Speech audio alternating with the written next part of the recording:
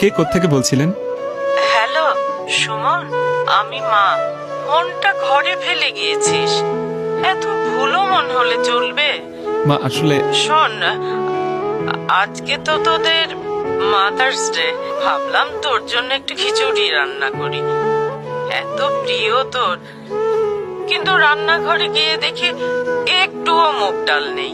তুই বাসায় আসার সময় 1 কেজি মুগ ডাল আর একটা ফার্মের মুরগি নিয়ে আসিস। আচ্ছা না, 2 কেজি আনিস। থাকলো লেবু আনিস। আর আমার হাঁটুর ব্যথাটাও এত বেড়েছে, কিন্তু ওষুধটাও। মা ওষুধটা তোমার সেকেন্ড ড্রয়ারে আছে, তুমি বোধহয় ভুলে গেছো। আর বাইরে খেয়ে আসিস না, তাড়াতাড়ি বাসায় ফিরিস।